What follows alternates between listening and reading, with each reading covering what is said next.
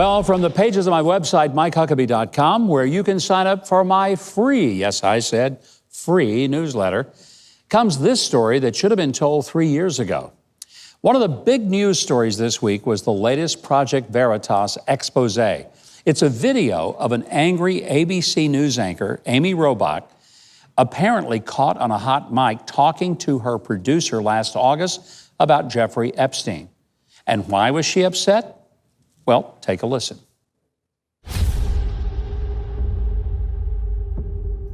I've had the story for 3 years. I've had this interview with Virginia Roberts. We would not put it on the air. First of all, I was told, who's Jeffrey Epstein? No one knows who that is. This is a stupid story.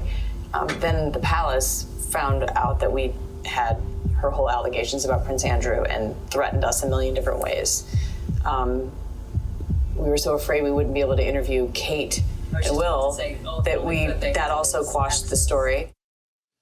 Well, Ms. Robach's source, Virginia Roberts, was in hiding for 12 years, holding evidence and pictures from Epstein's sexual parties with minors and powerful men. I recommend you take a few minutes and watch the entire hidden camera video at projectveritas.com. You're not going to believe what Ms. Robach had already and set to report. Well, besides what you just heard in that clip, Robach went on to say this, I quote, "It was unbelievable what we had. Clinton, we had everything. I tried for 3 years to get it on to no avail, and now it's all coming out, and it's like these new revelations, and I freaking had all of it," end quote. Now, at the time, her ABC bosses told her nobody knew who Epstein was, and it was a stupid story. She also says that she believes 100% that he was killed, adding, he made his whole living blackmailing people. So in a media world filled with fake bombshells, this is a bona fide 100 megaton atomic warhead. I figured it would be blaring from every news channel. But aside from Fox News, most news outlets circled the wagons and they dropped the cone of silence. ABC's only response to Amy Robach was that the story didn't meet their editorial standards, and Trump supporters know how high those are. Tell that to Brett Kavanaugh, if you will. This whole story makes me disgusted, and not just at the blatant journalistic bias, but the fact that it was in service of covering up some of the most allegedly vile sexual crimes by very powerful elites since the days of Caligula. And we all believe that the truth will come out. ABC has since said that they're working on a 2-hour documentary and a multi-episode podcast on the material. But you got to wonder, if Ms. Robach was allowed to do her job as a journalist 3 years ago, would people have been saved and alleged criminal activities like sex trafficking been stopped? This is something we may never truly know. But now, we've got some questions that are on your mind. These come from our audience, and you can send in yours. This one comes from Jane from Wisconsin. She wants to know, what can we do to recapture our schools and what they teach? It seems they are busier telling kids to express their feelings, change their sex, and protest anything that is demanding to them educationally. What can we do to save the next generation from total selfishness and anarchy in the classroom? Jane, I got to tell you, I think that, sadly, the money that we're spending so much of our tax money for in public education is no longer educating students, but indoctrinating them. There was a time when, frankly, I was in school, a baby boomer. Our public schools might as well have been Christian schools. We had devotionals, we had prayer.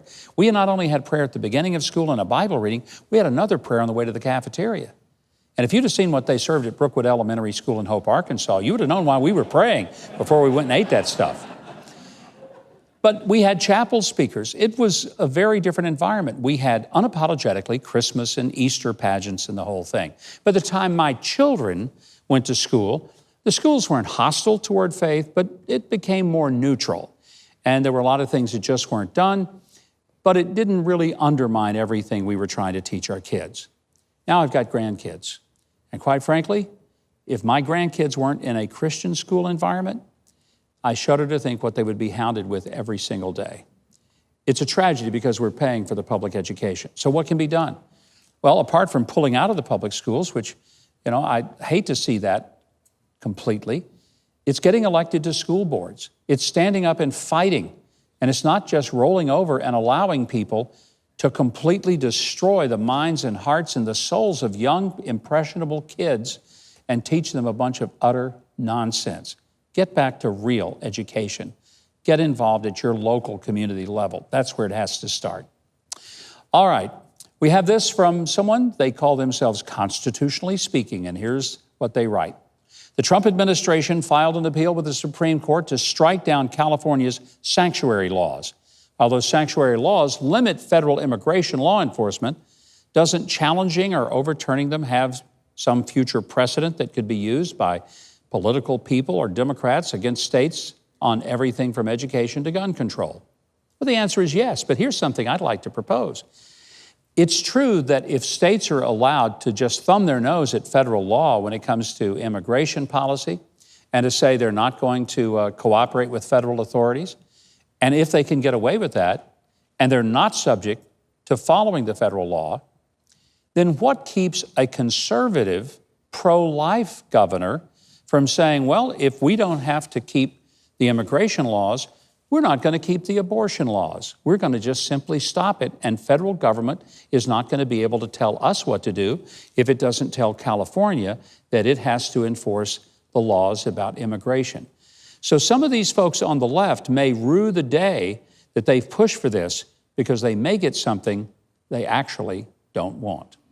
Well, we want to hear what you have to say, and we may just address it right here on Facts of the Matter. So write us at my2cents@tbn.tv. That's my2cents@tbn.tv. Now, for my Twitter page, where you can follow me at GovMikeHuckabee, I want to recognize the dancer that is driving America's liberal left crazy, Mr. Sean Spicer. Let me encourage you to keep voting for him every week on Dancing with the Stars and keeping him on the show each week. I mean, who knows? He might turn out to be Fred Astaire before it's all over.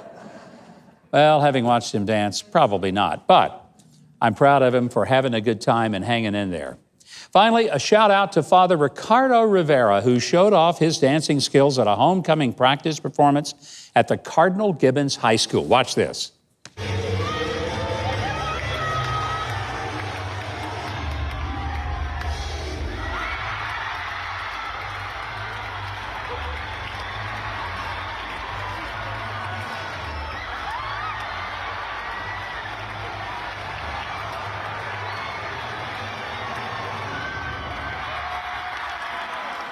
I love it.